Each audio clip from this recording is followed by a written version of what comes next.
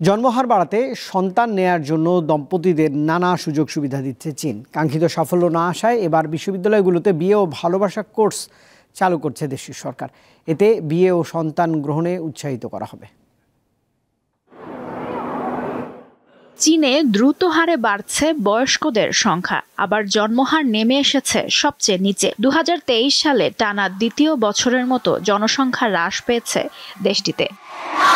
বিশ্বের দ্বিতীয় বৃহত্তম জনসংখ্যার দেশ চীনে 1.4 বিলিয়ন মানুষের বাস। তবে দেশটিতে বয়স্ক জনসংখ্যার হার দ্রুত বাড়ছে, যা ভবিষ্যতে সরকারের ব্যয়ের চাহিদা বাড়িয়ে দেবে এবং অর্থনীতিতে চাপ সৃষ্টি করবে।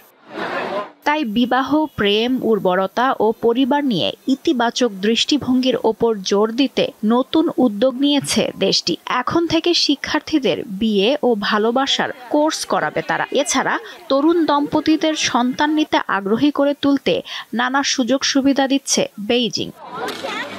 চায়না জিয়াংশু সিনহুয়া পত্রিকা জানিয়েছে, দেশটিতে জনসংখ্যার এই ক্রান্তিকালে একমাত্র ভরসা কলেজের শিক্ষার্থীরা। গত কয়েক দশকে বিবাহ ও ভালোবাসার বিষয়ে তাদের দৃষ্টিভঙ্গিতে উল্লেখযোগ্য পরিবর্তন এসেছে।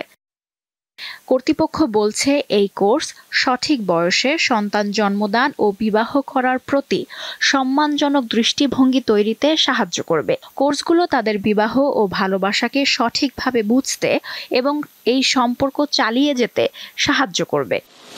চায়না পপুলেশন নিউজের জরিপে অংশ নেওয়া কলেজ শিক্ষার্থীদের 57% বলেছে তারা প্রেমে পড়তে চান না। এর প্রধান কারণ, তারা আসলে জানেনই না একসঙ্গে কিভাবে পড়াশোনা ও ভালোবাসার মধ্যে ভারসাম্য বজায় রাখা যাবে।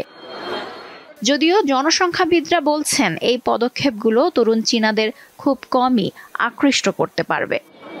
লুৎফা ফৌজিয়া, দীপ্ত, বার্তাকক্ষ।